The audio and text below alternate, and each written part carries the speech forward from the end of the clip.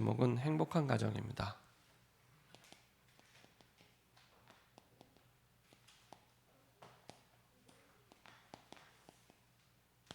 행복한 가정입니다. 우리 서론적으로 몇 가지 좀 기억해야 될 부분이 있는데요.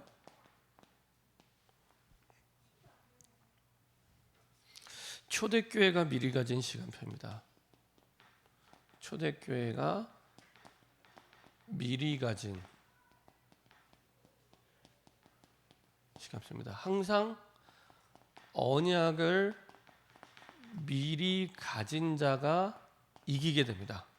세상은 그렇게 얘기하지 않습니다. 세상은 돈을 가진 자가 이기고요, 능력을 가진 자가 이기고요, 그렇죠? 뭐 정보화 시대는 정보를 가진 자가 이깁니다. 그렇죠? 정보를 가진 사람이 이길 수밖에 없습니다. 근데 성경은 뭐라고 했냐?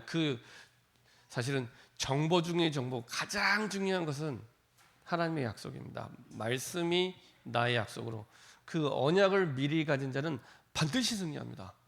100%입니다. 그렇죠? 누가 이기냐? 언약을 미리 가진 자가 이깁니다. 항상 그랬고, 사실은 성경 속의 모든 그 승리하는 사람들의 그야말로 정확한, 이거는 뭐 공식입니다. 언약을 미리 가진 자가 이깁니다. 그래서 내가 모든 일 이전에 하나님 주신 약속, 하나님이 뭐라고 말씀하시냐, 이것을 질문하고 답을 하는 것이 중요한 게 아니고요, 답니다. 중요한 게 아니라 다라고 생각하시면 됩니다. 하나님의 뭐라고 나에게 말씀하시느냐, 홍해가 갈라질 때도, 출애굽할 때도, 여리고가 무너질 때도, 뭐 모든 경우가 한결같이 똑같습니다. 하나님의 역사가 일어날 때마다 한결같이 똑같습니다. 이번 주에 우리가 초대교회에 대해서 지난주, 이번 주 말씀 나누고 있는데, 갑자기 오순절 날에 하나님의 시간표 역사라는 게 아니죠. 사도행전 1장에 분명히 약속을 미리 주고 그 약속을 딱 가진 자로 설 수 있도록 사도행전 1장 4절에 아버지의 약속하신 것을 기다리라, 정확하게 말씀하고 있습니다. 그리고 나서 그 약속대로 하나님의 역사가 일어나게 됩니다. 그렇죠? 그래야 바르게 갈 수 있고 끝까지 갈 수 있고 제대로 갈 수 있습니다. 그렇죠? 우리 같으면 그냥 당장에 나가서 막 전도하고 돌아다닐 텐데 그렇게 안 합니다. 그렇죠? 네가 있는 그 현장에서 아버지의 약속하신 것을 기다리라. 언약을 미리 가진 자가 이깁니다. 언약을 미리 가진 자. 그래서 진짜 이 언약 속에서 내가 복음 24, 사명 24, 기도 24 할 수 있는 비밀이 나오게 됩니다. 이 속에서 드디어 내 한계를 넘어선 하나님의 능력 속으로 들어가게 되고요, 영원한 작품이 남게 됩니다. 그래서 내가 이것을 두고 무엇을 치유받아야겠는가? 이런 하나님의 응답의 시간표를 두고 복음 24, 사명 24, 기도 24 속으로 들어가려면 무엇을 치유받아야 하는가? 하나님의 말씀이 편집될 때, 사실은 내가 치유받는 정도가 아니라 100년의 전도운동의 응답을 받는 새로운 시작이 됩니다. 그 유목사님이 말씀을 편집해라 라고 말씀하실 때 주로 드는 비유가 낚시 비유하시죠. 뭐 호흡 비유도 하시고, 그래서 뭐라고 말씀하셨냐면, 호흡에 대한 모든 자료를 다 모아봤다, 낚시에 대한 모든 정보를 다 모아봤다, 이렇게 말씀하시더라고요. 뭐 그 속에서 이제 정리가 되기 시작합니다. 이제 중요한 것과 안 중요한 것 전체가 보이기 시작하고요, 그 가운데 딱 이제 나의 것이, 하나님이 내게 주신 나의 것이 딱 정리되게 됩니다. 예를 들면 뷔페 식당 가시면 식사 어떻게 하세요? 뷔페 식당 가시면 제일 맛있는 거, 또 제일 좋아하는 거. 저는 이렇게 뷔페 식당 가면 이제 들어가서 한 바퀴를 돕니다. 뷔페 식당을 딱 한 바퀴를 돌아봅니다. 이 뷔페 식당에 메뉴가 뭐가 있나, 근데 전체를 보는 거죠. 전체 한번 돌아보고 그 가운데 장로님 말씀하신 제일 맛있는 거, 제일 괜찮은 거, 이런 이제 먹게 되죠. 마찬가지로 다 모아보면 전체가 보입니다. 공부 방법도 똑같습니다. 저는 딴 거는 모르겠고 예를 들면 영어 공부학도요 똑같아요. 그 책 한 권을 가지고 이렇게 막 이렇게 붙잡고 처음부터 차례차례 하려면 힘들어서 못 합니다. 그렇게 하면 거의 뭐 책 뭐 3분의 1도 보기 전에 중간에 포기해 버리거든요. 저희 성경 통독한다고 항상 창세기 시작하다 창세기로 끝나잖아요. 그죠? 성경 66권인데. 그럼 똑같습니다. 공부할 때도 막 처음부터 한다고 막 이렇게 문법책 가지고 이렇게 보면은 평생을 못 합니다. 어떻게 되냐면 이거를 내가 전체를 볼 생각을 해야 됩니다. 적어도 내가 전체를 뭐 4번, 5번, 6번을 볼 걸 생각을 합니다. 그러면은 간단합니다. 쭉 전체를 보면 내가 아는 것과 모르는 게 구분이 됩니다. 아는 걸 내가 또 볼 필요 없습니다. 아는 건 내가 시험 봐도 맞출 수 있어요. 중요한 건 내가 시험 봐서 틀리는 거는 모르는 걸 틀리는 거거든요. 그러면 모르는 거를 이제 전체를 보면서 표시만 하면 됩니다. 그리고 두 번째 볼 때는 아는 거 빼고 모르는 것만 보면 됩니다. 그리고 자꾸 헷갈리는 건 한 번 더 표시해서 나중에 그 헷갈리는 것만 싹 보면 됩니다. 그렇게 해서 책을 5번, 6번 봐야지 제대로 책을 보게 되고 성적이 제대로 나오게 됩니다. 사실은 딴 과목은 모르겠습니다. 영어는 그렇게 해야 됩니다. 영어는. 네. 영어는 제가 성적 올려줄 자신이 있습니다. 쓰는 거는. 네. 제가 학원 강사를 했었거든요. 여튼 그렇게 전체를 보면 이제 편집이 돼요. 중요한 책을 두고 내가 중요한 내용을 담을 수 있는 딱 하나님이 주신 나의 것이 딱 나옵니다.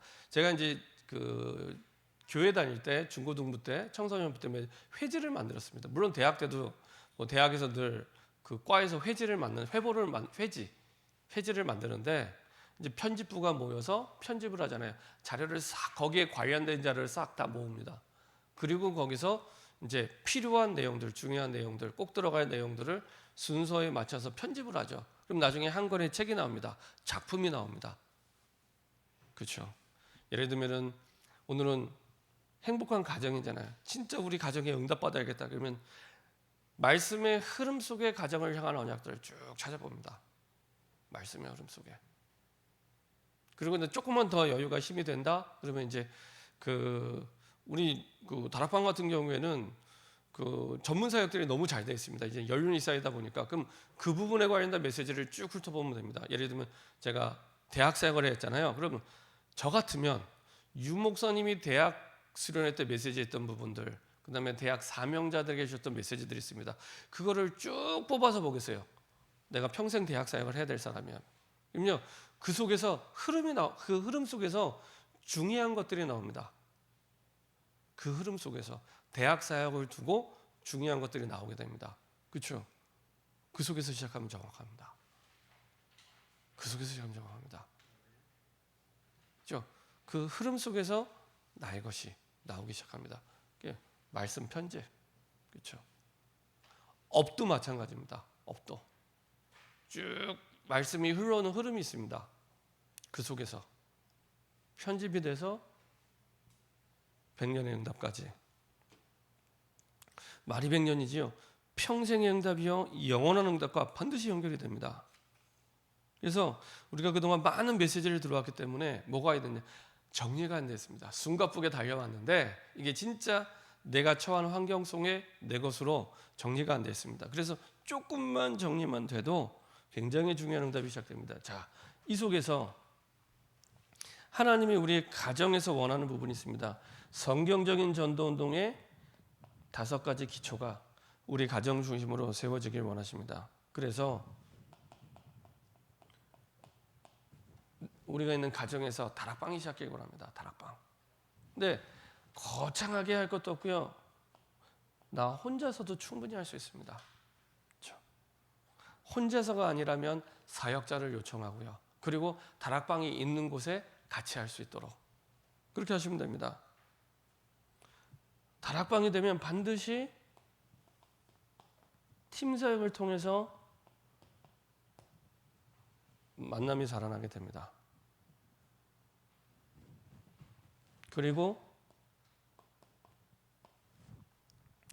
그 현장은 하나님의 사명을 이루는 미션홈이 되죠. 특별히 우리의 가정. 이 흐름 속에 하나님이 원하시는 전문 사역소로 들어가게 됩니다. 전에 유목사님 그 말씀하시더라고요. 지금까지 내가 봐온 렘넌트들 가운데 말씀의 흐름과 말씀 따라서 인도받은 렘넌트들은 다 달란트에 응답받더라. 그 속에서 달란트를 다 찾더라. 그렇게 말씀하시더라고요. 그러면 말씀의 흐름 속에서 인도받을 때 평생의 달란트, 세계복음화를 위해 나에게 입힌 평생의 달란트 있습니다. 그리고 업을 하시는 분들은 평생의 업 있습니다. 그렇게 찾아가시면 됩니다. 그렇죠? 진짜 세계복음화를 위한 전문 사역이 나오게 됩니다. 업. 그리고 그 가정이 있는 지역을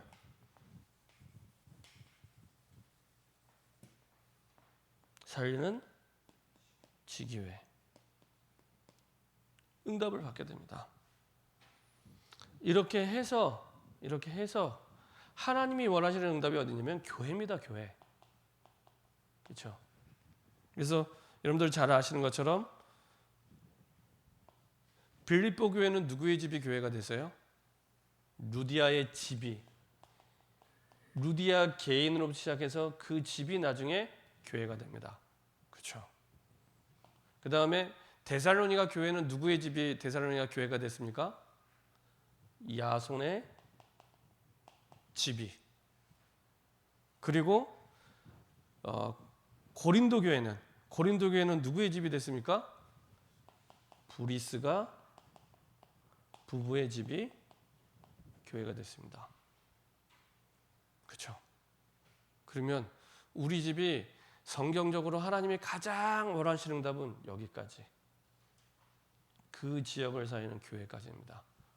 내가 지금 있는 현장에. 내가 있는 현장은 반드시 세계복음화와 연결되어 있습니다. 그래서 이렇게 그리고 이 응답 가지고 이제 세계복음화의 선교 현장까지 응답을 받게 됩니다. 그래서 사회의 기본 단위가 개인일 수도 있지만은 사실은 가정입니다. 가정. 그래서 하나님이 직접 세운 기관이 두 기관이 있다면 가정과 교회입니다. 세계복음화와 가장 밀접하게 연결되어 있기 때문에. 그래서 난 복음 알아요 하면서 난 세계복음화 할 거야 하는데 교회를 사랑하지 않는다. 그러면 그건 복음을 사랑하는 것도 아니고 세계복음화랑 아무 상관없습니다. 그렇죠? 교회가 뭡니까? 사도행전 20장 28절 주의 피로 사신 교회입니다. 주의 피로 사신 교회입니다. 근데 복음을 사랑한다고 하는데 교회를 사랑 안 한다? 거짓말입니다. 교회를 사랑하지 않는데 세계복음화 한다? 거짓말입니다. 성경적으로 보면 안 맞는 얘기입니다. 하나님이 직접 세운 가정도 마찬가지입니다. 세계복음화 했는데 가정을 안 사랑한다? 그것도 안 맞는 얘기입니다. 사실은 교회도 마찬가지고 가정도 마찬가지고, 물론 힘이 모자라서 능력이 모자라서 사실은 방향을 맞추고 달려가고 있지만 못할 수도 있습니다. 근데 거기에 대한 의미를 알고 마음을 담고 있는 것과 아예 상관없이 가는 것과는 하늘과 땅 차이입니다. 그죠? 자, 그래서 한 사람만 우리 가정에서 인도받아도 어떻게 인도받으면 되냐? 진짜 하나님이 우리와 함께 하시는 임마누엘의 누림 속으로 들어갈 때 하나님이 바꾸시고 하나님이 살리시고 하나님이 세워가십니다. 그렇죠? 이렇게 하나님은 가정을 세우신 가정제도의 목적이 이렇게 되어 있습니다. 이 응답 속에서 하나님은 모든 부분을 인도하시고 역사하시죠. 자, 그 가운데 첫 번째로 부부입니다. 부부. 부부는요, 한 몸 된 사귐이다. 이렇게 얘기합니다. 그러면은 부부가 아니라 혼자 있을 때는 한 몸이 아니란 얘기죠. 어떤 분이 좀 더 심하게 얘기하면은 이게 부부가 한 몸이 되지 않으면 늘 반쪽짜리다 이렇게 하면 반쪽짜리. 그래서 결혼할 때 이제 결혼 세미나 할 때 늘 이제 몇몇 목사님들이 하시는 말씀이 결혼할 때 대부분의 사람들은 100% 내 마음에 맞는 사람만 찾는데 그건 성경적이지 않다. 50%만 맞아도 된다. 50%. 그럼 나머지 50% 뭐냐? 50%는 내가 채워주는 거다. 근데 거의 대부분 창세기 3장 체질이다 보니까 나 중심이에요. 나 중심. 그러니까 내가 50% 채워줘야지 이 마음이 아닙니다. 그래서 결혼이 어려워진다고 이렇게 얘기를 하시더라고요. 근데 그게 일리가 있는 얘기입니다. 왜냐 우리가 읽지 않았지만 창세기 2장에 보면은 이런 말씀이 있습니다. 18절에 여호와 하나님이 이르시되 사람이 혼자 사는 것이 좋지 아니하니 내가 그를 위하여 돕는 배필을 지으리라. 돕는 배필입니다. 돕는 배필. 돕는 배필입니다. 예를 들면 대부분이 이제 부부가 아니면 뭐 연애할 때 이렇게 나만 바라보기만 하고 내 소원 들어주기도 하고 내 마음대로 해주길 원합니다.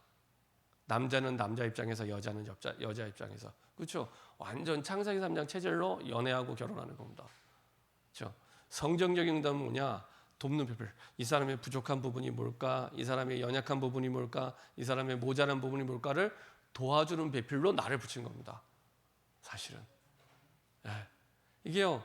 우리의 창세기 3장 체질 때문에 잘 안 돼요. 그만큼 여러분들이 저를 비롯해서 정말 잘 안 돼요. 네. 그래서 계속 치유 중입니다. 계속 치유 중. 그래서 돕는 배필이 돼야 되거든요.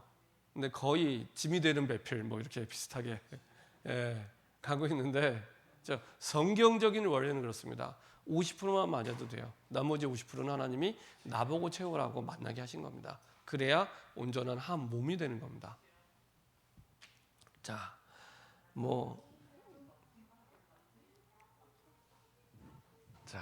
첫 번째로 창세기 1장 27절, 28절에 보면은 하나님이 인간을 만드실 때 하나님의 형상대로 남자만 만든 게 아니라 남자와 여자를 만드셨습니다. 남자와 여자를 만드셨어요. 그렇죠? 그래서 뭐 동성애, 동성연애 다 비성경적입니다. 그리고 결혼을 하는 게 성경적입니다. 결혼을 하고 애를 낳는 것이 성경. 나중에 얘기했지만 결혼을 하는 게 성경적이고 애를 낳는 게 성경적입니다. 워낙 교회를 다니는 청년들 가운데서도 오해하고 있는 사람들이 많기 때문에 그렇죠. 자녀는 하나님의 선물입니다. 자녀는. 자, 그래서 하나님은 분명히 남자와 여자를 창조하셨기 때문에 동성애나 동성연애는 하나님의 어떤 성경적인 원리에 반하는 사실은 영리죠, 영리. 그럼 반드시 심각한 영적 문제가 올 수밖에 없습니다. 세상의 도덕 윤리적으로는 문제가 안 될 수도 있습니다. 동성애나 동성연애가 세상의 도덕 윤리로는 문제가 안 될 수도 있습니다. 근데 성경적으로 보면 이거는 하나님의 영리이기 때문에 반드시 심각한 영적 문제입니다. 저는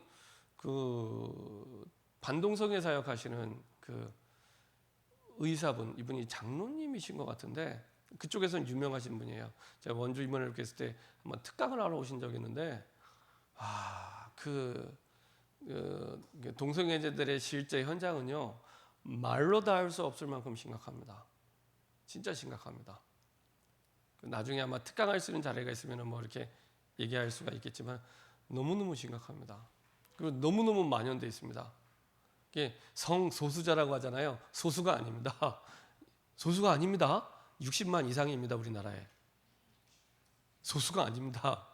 그리고 더 심각한 건 엘리트들이 굉장히 많습니다. 제가 아는 랩런트도 뉴욕에 유명한 디자인 학교에 들어갔는데 그 디자인 학교에서 너무 괜찮은 교수님, 디자인 학교의 교수님 동성애자예요. 근데 안 들을 수 없잖아요, 수업을. 또 어떤 랩런트가 유럽에 있는 프랑스에 있는 좋은 학교에 들어갔어요. 근데 이거는 거의 분위기 문화 자체가 동성애를 강요하는 분위기예요. 교수부터 마약과 동성애와 너 괜찮은 작품 만들면 마약 해봐. 그러니까 괜찮은 작품이 나오는 거를 위해서는 물불을 가리지 않는 겁니다. 마약합니다. 괜찮은 작품 나온다는데요. 그죠? 이제 방송이 나가기 때문에 제가 이걸 다 말을 할 수는 없지만 우리나라의 그 지금은 잘 안 나는 유명한 보이그룹 같은 경우에 우리 랩런트가 그 스텝이었어요. 그러니까 공연을 하는데 잘못 문을 열고 들어가는데 그 5명 보이그룹 애들이요. 이게 공연 직전에 마약 파티 하고 있는 걸 실제로 봤어요. 실제로 봤어요. 그래서 와 진짜구나. 진짜 심각하구나. 그걸 이제 다른 목사님에게 얘기를 했더라고요. 근데 이게 너무 많이 지금 우리 장로님 이제 권 장로님 독일에 계신데 독일에 있는 그 선교사님 얘기도 들어보면 뭐 마약하는 거 뭐 쉽게 볼 수 있을 만큼 못 막아요. 막을 수가 없습니다. 그래서 아예 그 나중에는 마약할 수 있는 장소를 따로 이렇게 마련해서 할 만큼 너무 심각한 현장이 됐습니다. 남자와 여자 간단한 얘기 같지만은 사실은 깊숙이 보면 간단한 내용이 아닙니다. 창세기 2장 22절부터 24절 보니까요. 가정제도를 누가 만드셨냐? 하나님이 만드셨습니다. 하나님께서 가정제도를 만드셨습니다. 그렇죠?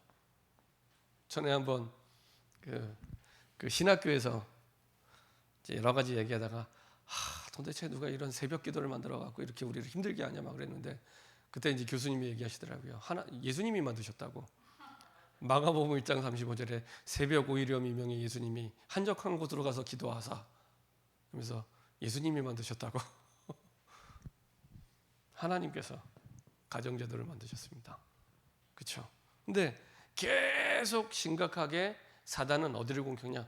교회를 공격하고 가정을 공격합니다. 그래서 가정을 계속 깨트립니다. 그럼요, 결국에 그 중요한 피해는 누가 보냐? 후대가 봅니다. 요새 아예 애를 안 낳잖아요. 그 간단한 얘기 아닙니다. 그 진짜 저주 재앙입니다. 애를 안 낳는 건 앞으로 이제 시간이 흐르면 흐를수록 인구가 줄어든다는 것은 가장 큰 재앙이 됩니다. 가장 큰 재앙이 됩니다. 지난번에 한번 우리나라보다 일본이 뭐 몇십 년씩 앞서가면서 되니까요. 나타나는 현상이 일본에 그 인구가 심각하게 줄어든 그 마을을 소개를 하는 다큐멘터리를 본 적이 있습니다. 보니까 동경 근처에 있는 꼭 분당처럼 서울에서 인구가 너무 많아서 인구를 분산하기에 만든 계획 도시입니다. 동경 주변 어떤 계획 도시인데 이제 막 아파트를 막 지어놨죠. 계획 도시니까 지어놨는데 일본도 사람을 애를 안 낳고 사람이 점점 비어가는 거예요. 나중에 어느 정도까지 비어졌냐? 아파트 한 동에 2가정, 3가정만 살아요. 근데 이 2-3가정은 이사도 못 가요. 왜 못 가냐? 이게 그 아파트 집을 사기 위해 엄청나게 돈을 들여서 빚을 진 거예요. 근데 사람이 안 살잖아요. 아파트 생각을 한번 해보세요. 아파트 한 동에 2집, 3집 살면 완전 유령의 집입니다. 그런 집이 돼버린 마을 전체가. 그래갖고 그럼 이사 가야 되잖아요. 이사 갈 수가 없는 거예요. 이제 집값이 똥값이 돼갖고 좀 표현이 그렇지만 대출은 갚아야 되고 이사 갈 데는 없고 그러니까 유령의 집에 어쩔 수 없이 들어 사는데요. 제가 볼 때 그거 보면서 야 귀신에 잡히지 않은 게 다행이다 싶을 만큼 저 밤만 되면 그냥 온 동네가 깜깜합니다. 사람이 없어요. 재앙 중에 재앙입니다. 아무리 다 만들어놔도 사실은 사람이 없으면 끝입니다. 중국이 이 심각성을 알고 옛날에는 애를 낳으면 벌금을 물렸거든요. 몇 년도 그러니까 10년이 안 됐습니다. 중국이요 어느 순간 정책을 확 바꿨습니다. 애 낳으라고. 중국이 애 낳으라고. 2030년이 되면은 인도가 중국을 초월합니다. 인도가 세계 최대 인구국이 됩니다. 근데 중국은 이제 계속 애를 안 낳는 분위기가 되면 계속 안 낳는 거예요. 그게 사실은 저주 중에 저주여 재앙 중에 재앙입니다. 근데 애들이 또 태어났잖아요. 태어났는데 요구르처럼 계속 학대를 당합니다. 저는요 아무리 생각해도 딱 모세가 태어났던 그 시기, 그렇죠? 딱 바로 바로 시대처럼 그때는 죽였잖아요, 아이들을요. 그때처럼 아이들이 지금 학대당하고 죽음을 당하고 있구나라는 생각이 들더라고요. 너무 많은 아이들이. 엊그제 뉴스 보셨죠? 아이스박스 안에 20개월 된 여자아이 시체가 나왔잖아요. 20개월 된. 경찰이 들이닥치니까 아빠는 도망가고 엄마는 경찰서에 붙여가는데 얘기 들어보니까 심각하게 학대.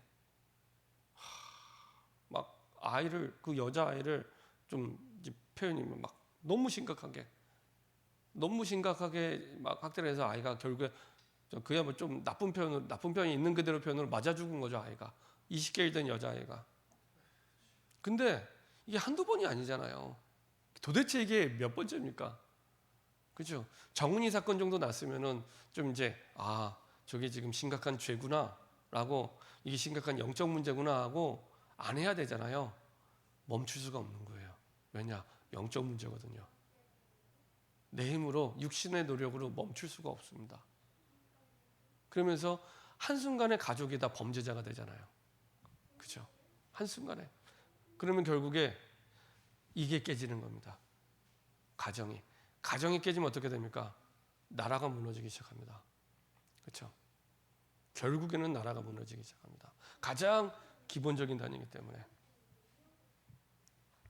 이게 선진국은 선진국대로, 그 다음에 뭐 후진국은 후진국대로 심각한 어려움 속에 후대들이 망하고 죽어가고 있습니다. 지난번에 은용이 왔을 때 얘기 들어보니까 독일 같은 경우에도요, 이제는 아빠가 누구냐, 엄마가 누구냐 못 물어볼 만큼 너무 많이 이혼을 하는 거예요. 그러니까 못 물어본다 그러더라고요. 감사하게도 그래도 은용이한테 자꾸 이제 친구들이 이렇게 좀 상담도 하고 물어보러 온대요. 그러니까 은용이가 성격이 좋더라고요. 그래서 이렇게 보니까 또 애들한테 또 친절해요, 또 자상하고. 그러니까 또 이렇게 뭐 얘기도 해주는데 제가 볼 때는 너처럼 전도하기 좋은 적이 없다. 그 친구들이 복음을 얘기해 줘야 된다. 복음을. 그 친구들이 딴 게 없는 게 아니라 복음을 모르는 거다. 복음 모르면 계속 그렇게 갈 수밖에 없다. 마태복음 19장 4절부터 6절에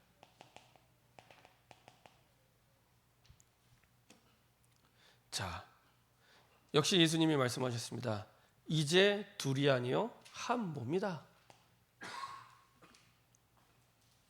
하나님이 합치게 한 것을 나눌 수 없다. 이렇게 말씀하시죠.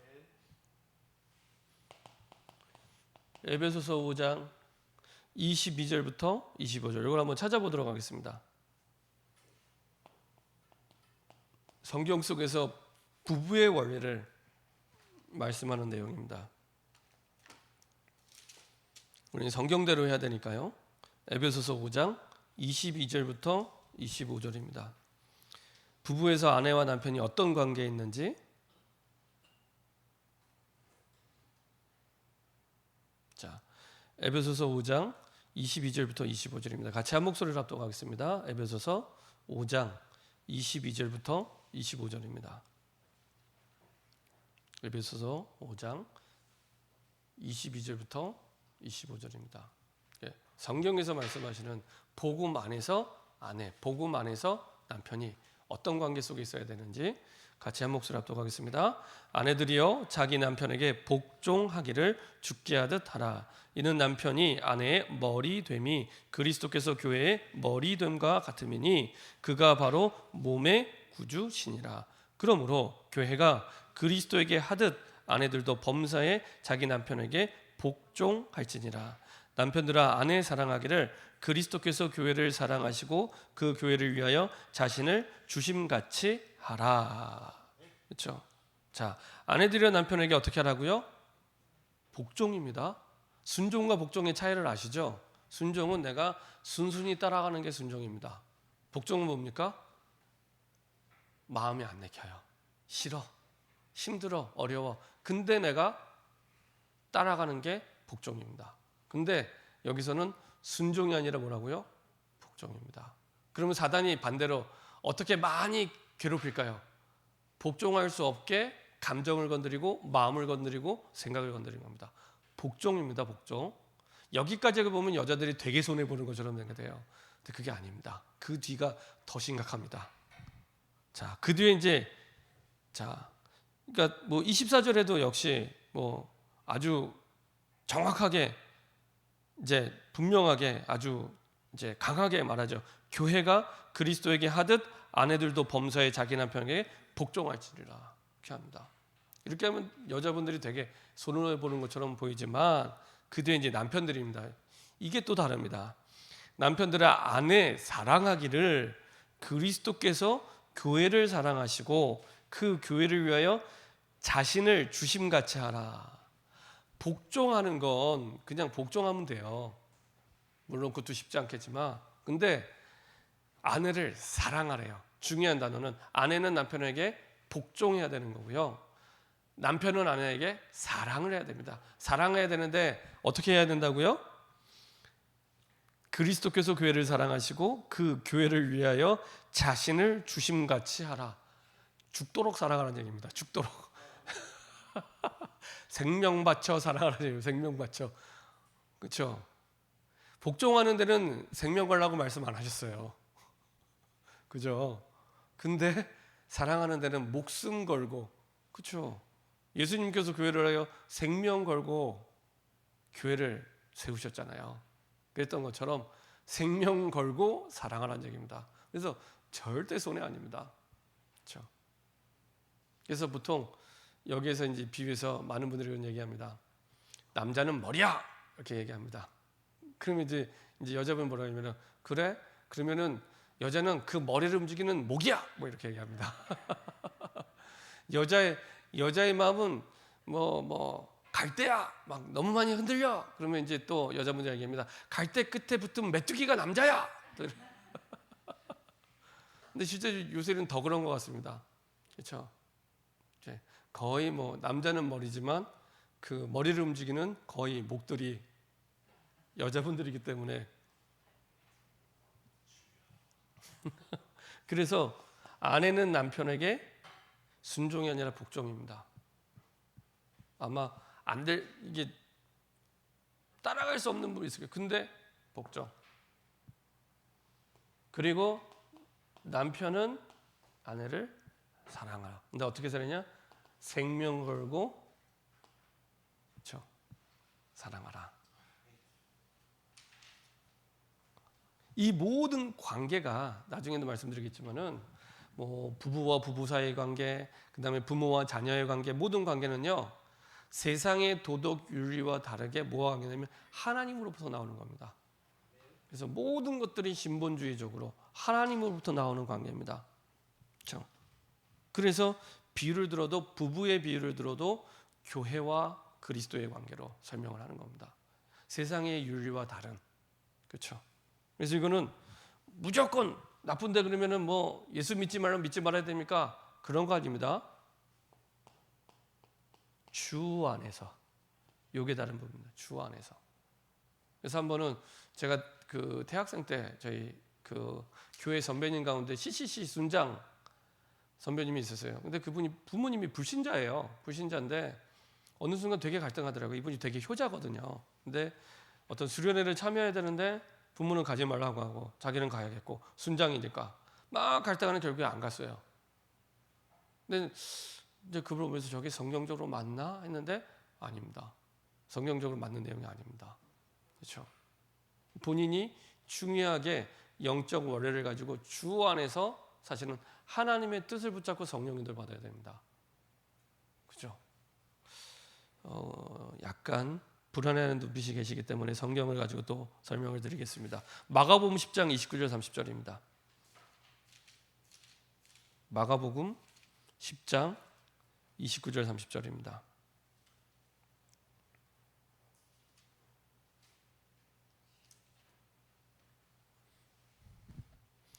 약간 눈빛이 흔들리는 분들이 계시기 때문에 마가복음 10장 29절 30절.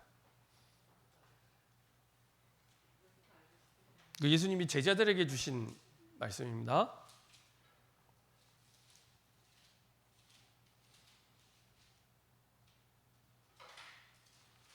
마가복음 10장 29절에서 30절입니다. 같이 한 목소리로 합독하겠습니다.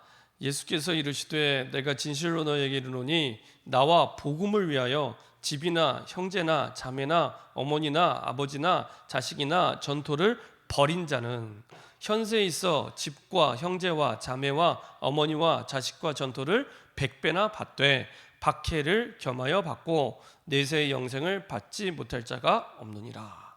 예수님이 제자들에게 하신 말씀입니다. 내가 진주 너희에게 이르노니 나와 복음을 위하여, 나 잘 살기 위해가 아닙니다. 나와 복음을 위하여.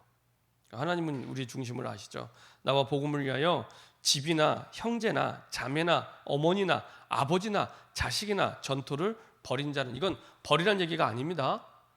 모든 생사와 복의 주인 되시는 하나님께 맡기란 얘기입니다. 현세에 있어 죽고 천국 가서가 아닙니다. 현세에 있어 집과 형제와 자매와 어머니와 자식과 전토를 100배나 받되 박해를 겸하여 받고 내세의 영생을 받지 못할 자가 없느니라. 이렇게 말씀하고 있습니다. 전에 한번 유목사님 그 말씀하시더라고요.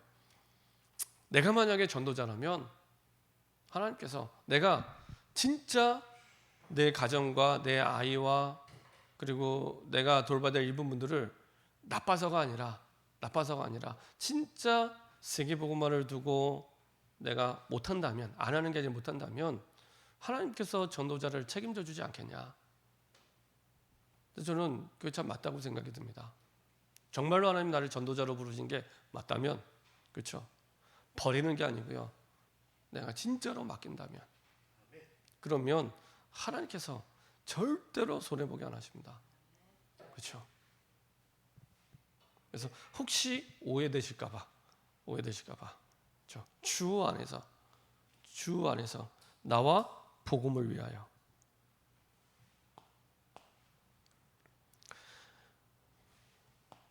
부모와 자녀의 관계입니다. 부모와 자녀의 관계. 부모의 자녀에게는요, 하나님의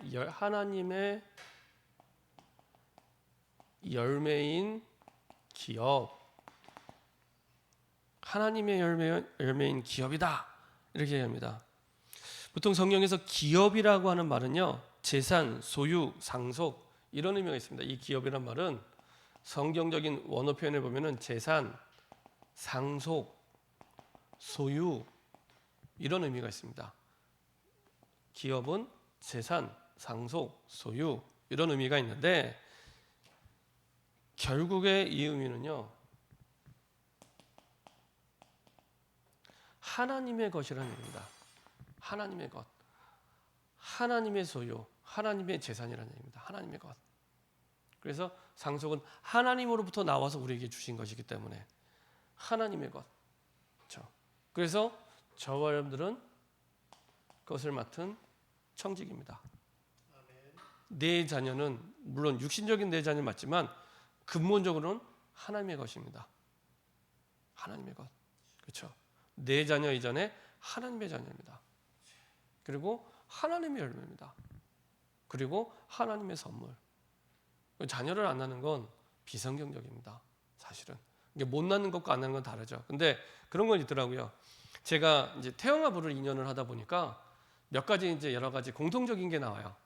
쭉 이제 애를 낳는데 잘 이제 요새는 그 애들이 안 나와서 고민인 부부들이 있더라고요.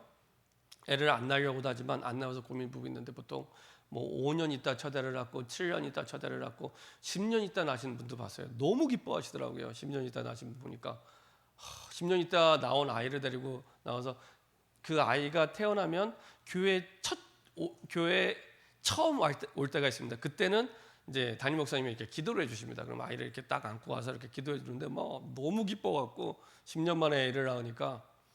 근데 이분들의 특징이 보편적으로 딱 결혼하면은 신혼을 더 즐기고 싶어서 애를 일부러 안 낳더라고요. 그렇게 몇 년을 해요.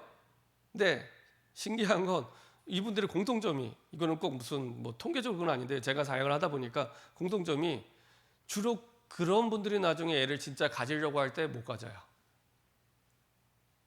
네, 나는 조금 더 신혼을 즐겨야지 하고 일부러 애를 하나님이 주셔도 안 낳으려고 애쓰고 안 낳으려고 여러 가지 했는데 그렇게 몇 년 하고 나니까 진짜 가지려고 하는데 잘 안 돼요. 그래서 5년, 7년, 10년 있다 나오더라고요. 그래서 아이는 줄 때 빨리빨리 날 수 있도록 해야 되겠구나. 네, 주실 때 빨리빨리. 이렇게 지켜보니까, 사역하며 지켜보니까 공통점이,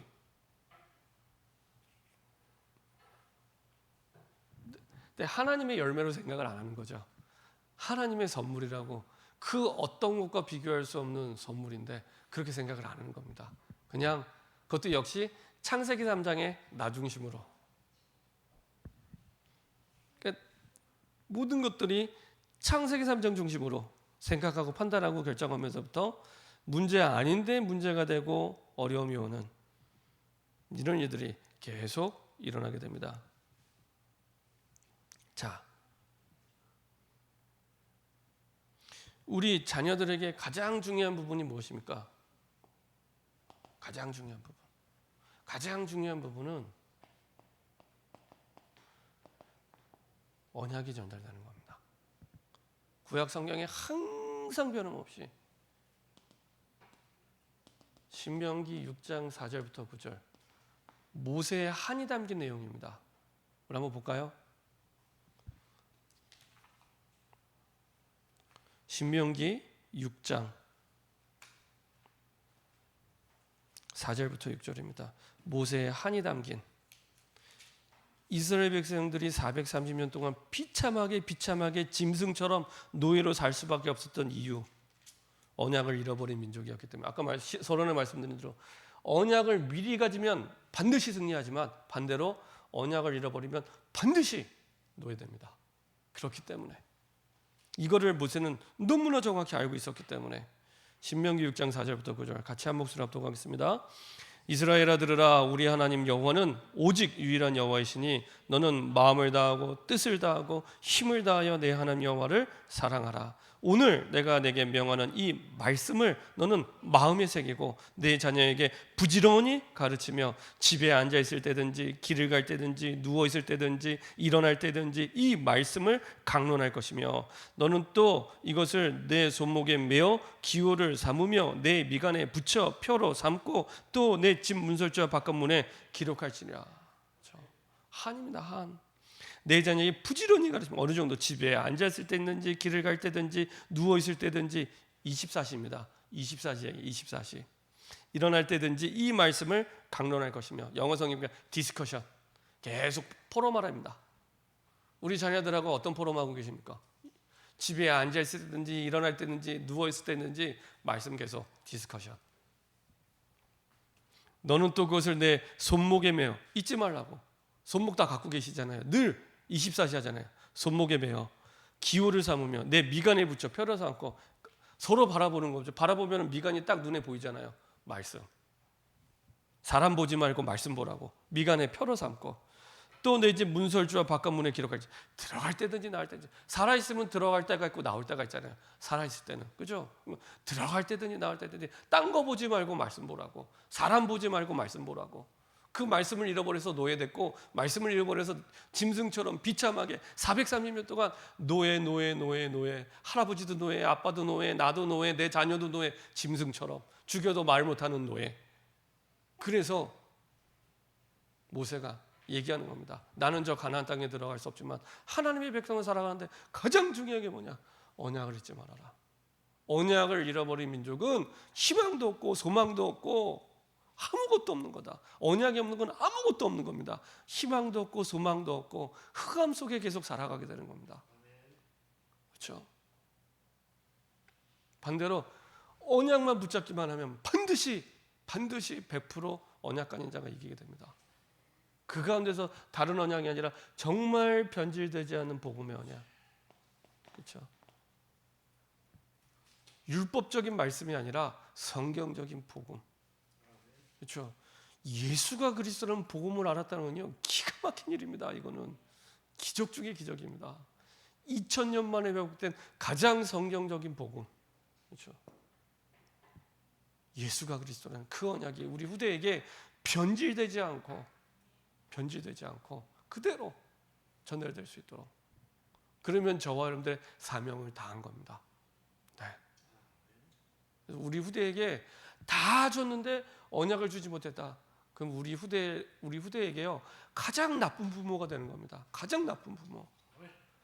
아무것도 주지 못해도 언약만 줄 수 있다면 가장 위대한 부모가 되는 겁니다. 하나님 보실 때. 그렇죠? 언약만 들어갈 수 있다면 모든 걸 다 양보해도 줄 만큼.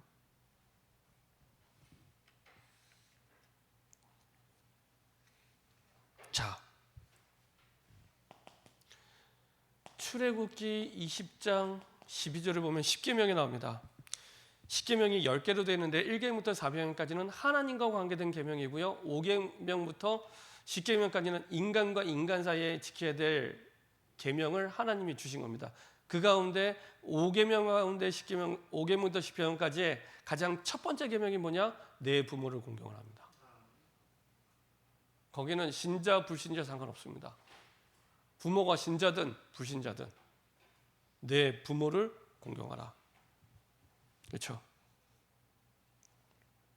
불신자의 부모를 공경할 이유는 다른 게 아니라 복음 받아야 되니까. 그래서 약속 있는 첫 계명, 하나님 볼 때 가장 인간 사회에서 가장 중요한 계명이 뭐냐? 내 부모를 공경하라. 그래서 약속 있는 우리 사람과 사람 사이에 살아야 될 첫 번째 계명을 이걸 주신 겁니다. 그래서 그 자녀들이 이게 그래서 부모를 공경하라는 공경의 단어를 그 영어 성경에 뭘로 표현했나 봤더니 안어로 표현했더라고요. 안어. 진짜 내가 리스펙을 가지고 존경스러운 마음을 가지고 명예롭게 공경하는 가장 정말 존경할 수 있는 최고의 퀄리티를 가지고 내가 부모를 대하는. 왜 이게 그러냐면 이 부모를 공경하는 게 단순히 부모를 공경하는 게 아니라 하나님과의 관계 속에서 그렇게 가는 겁니다. 예를 들면은 뭐 아빠와 자녀의 관계가 틀어지면 만약에 뭐 예를 들면 목사다 아니면은 뭐 우리 교인이다 뭐 장로다 뭐 이렇게 이제 일수록 이렇게 부모 엄마나 아빠와 관계가 자녀가 틀어지잖아요. 그러면 그것만 틀어지는 게 아니라 하나님과의 관계도 삐뚤어지게 됩니다. 그렇죠? 그래서 사실은 에베소서 6장 1절부터 4절에 보면은 어떻게 해야 되는지 잘 나와 있죠. 자, 한번 보도록 하겠습니다. 에베소서 6장 1절부터 4절입니다.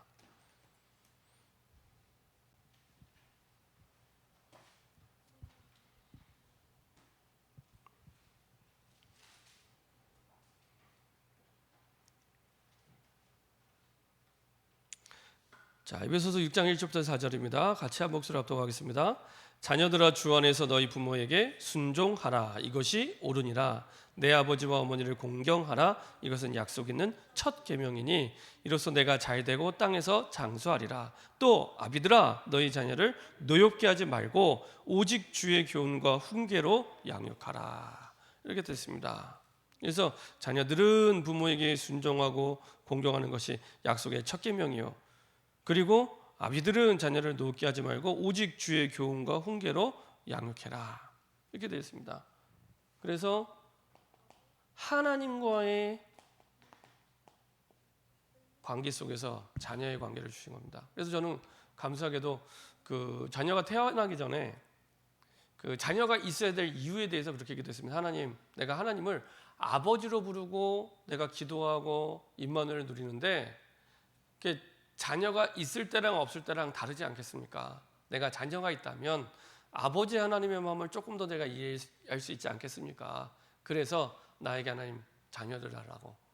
그리고 나서 이제 아이들이 태어나고 나서 딱 생각해 보면 순간순간 어떤 생각이 드냐면 내가 이런 하나님을 대할 때 하나님 앞에서 이런 자녀처럼 보이겠구나. 어떨 때는 정말 철없는 것처럼 어쩔 때는 정말 진짜 말도 안 되는 것처럼 부모의 마음을 괴롭히고 힘들게 하고 그렇게 하겠구나. 부모의 속도 모르고 내가 하나님의 속도 모르고 나도 똑같이 그렇게 행동하겠구나. 마찬가지로 내 자녀를 보면 하나님이 어떤 마음인지를 조금 느끼겠는 거예요. 진짜 나도 내 자녀를 보면 너무 좋은데 그리고 사랑스러운데 미울 때도 있지만 정말 사랑스러운데 좋은데 근데 하나님이 나를 보실 때 어떤 마음일까 생각하니까요, 너무 감사한 거예요. 그 하나님의 나를 생각하시는 마음이 너무 감사한 거예요.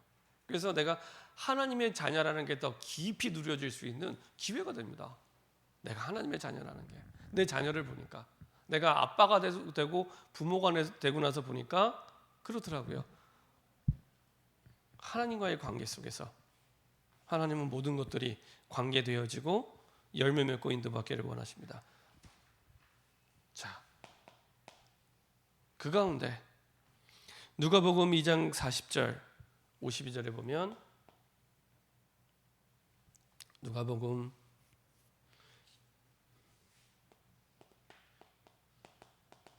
보면 우리 아이들이 4가지로 성장해야 균형 있게 잘 복음 안에서 예수님처럼 성장한다고 얘기합니다. 육체적인 성장, 첫 번째가 육체적인 성장, 그 다음에 지적인 성장, 그리고 신앙적인 성장, 사회적인 성장. 그렇죠? 근데 하나님이 주신 복음 안에서, 그렇죠? 육신과 지적인 부분, 신앙적인 부분, 사회적인 부분이 성장할 때 가장 건강한 우리 후대로 자라나게 됩니다. 자, 그리고 결론입니다. 하나님이 우리에게 가정을 허락하신 이유는 하나밖에 없습니다. 세계복음화를 두고 세계복음화를 위한 전도의 전초기지로, 사실은 영적인 최전방에 우리의 가정들을 허락해 주신 거죠. 그래서 축복된 가정의 조건은 다른 것이 아니라 하나님을 경외하고 그 안에서 서로 사랑하는 것입니다. 하나님을 경외할 때 진짜 하나님이 원하시는 진짜 사랑이 그 속에서 나오게 되죠. 그리고 두 번째로 하나님은 온 가족이 그래서 다 구원받기를 원하십니다. 디모데전서, 누가복음,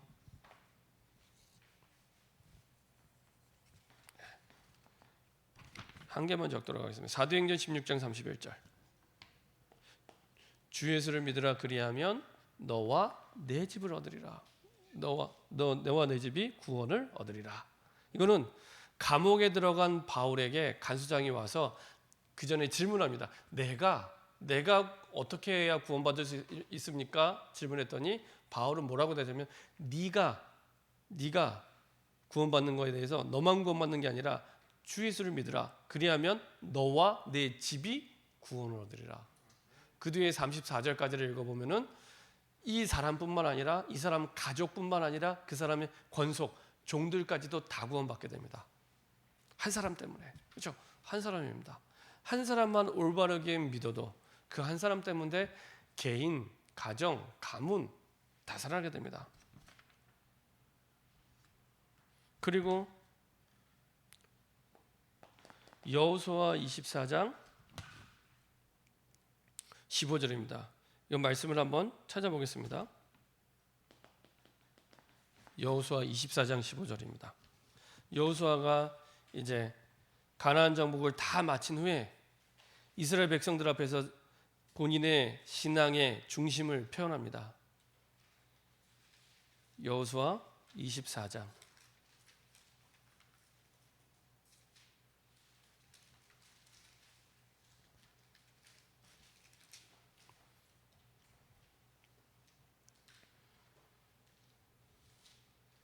이스라엘 백성을 모아놓고 이제 고백하는 내용입니다.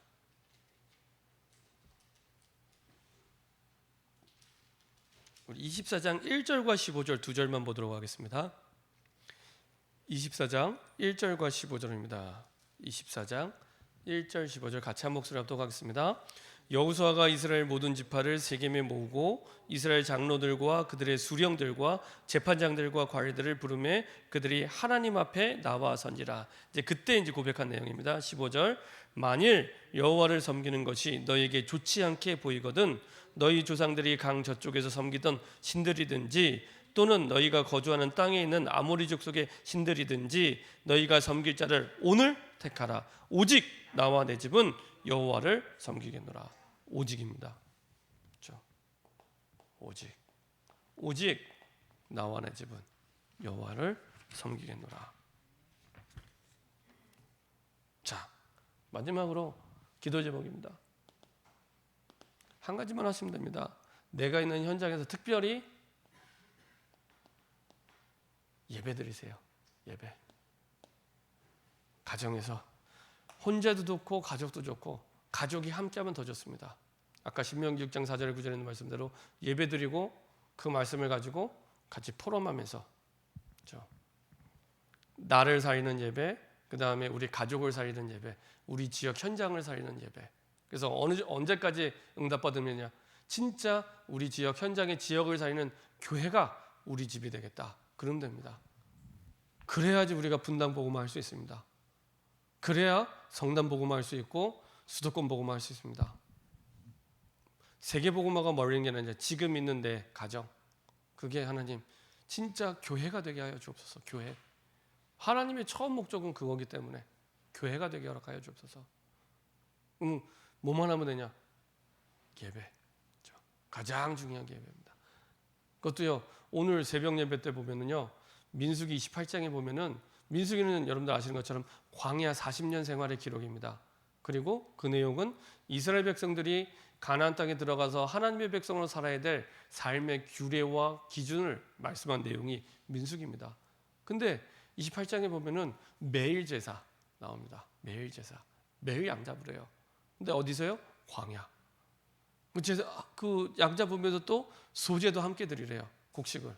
어디서요? 광야. 그러면 많은 분들이 예배를 얘기할 때 뭐라고 얘기하면 여건이 되면 예배를 하고 여건이 안 되면 못 되고 그래서 예배를 잘 못 드려요 이렇게 합니다. 근데 그거는 기준부터 틀린 겁니다. 성경의 기준은 광야 생각을 해보세요. 풀 한 폭이 나지 않는 광야에서 예배 드리는 거예요. 물론 이스라엘 백성들이 베두인족이기 때문에 양치는 유목민이지만 거기서 풀 한 폭이 나지 않는 광야에서 양을 기르고 소를 기르는 일은 쉬운 일이 아닙니다. 근데 그걸 아시는 하나님이 매일 양 잡으래요. 안 맞잖아요. 좀 좋은 푸른 초장에 가서 양 키우면 얼마든지 매일 하겠는데 푸른 초장도 아닌 광야에서 양 매일 잡으래요. 곡식도 제사 드리래요. 그죠? 그 말은 여건이 되면 예배 드리고 여건이 안 되면 안 되고 그런 예배 하나님이 원하시는 중심이 아닙니다. 그렇죠? 네. 여건이 되는 게 아니라 내 삶의 가장 우선순위와 기준이 딱 예배에 있을 때, 그렇죠? 그때 모든 부분이 다 살아나고 모든 부분을 살리는 플랫폼입니다. 전도도 마찬가지입니다. 올바른 성경적인 전도의 시작과 끝은 예배에 있습니다. 네. 그래서 우리가 주의 첫날 미리 하나님의 언약을 붙잡고 정복하기 위해서 예배 드리잖아요. 그리고 현장 가서 현장 살리는 예배, 다락방. 그리고 또 다시 돌아와서 우리가 그 전도한 사람들 데리고 예배 자리로. 그렇죠. 그래서요, 예배. 이거는 여건이 되고 안 되고 따라서 드리는 게 아닙니다. 예배는. 그렇죠. 근데 오늘 기도숲 제목이 뭐라고요? 예배 승리는 인생 승리입니다. 저는 새벽에도 말씀드렸지만 예배에 실패하는데 인생에 실패하지 안 하는 사람을 본 적이 없고요. 예배 승리하는데 인생 승리 못하는 사람 본 적 없습니다. 제가 딴 건 몰라도 교회를 좀 오래 다녔잖아요. 4살 때부터. 45년 이상을 다녔습니다. 45년 이상을 다니다 보니까 그래도 아무리 안 보여도 보이는 게 있잖아요. 열심히는 다녔거든요. 보이는 게 있잖아요. 신학교도 골고루 다녔는데 진짜 예배 승리가 인생 승리입니다. 그렇죠? 뭐 능력이 있고 뭐 아무 상관없습니다. 예배 승리가 인생 승리입니다. 예배 실패는 인생 실패입니다. 딱 그대로 됩니다. 다른 조건도 없습니다.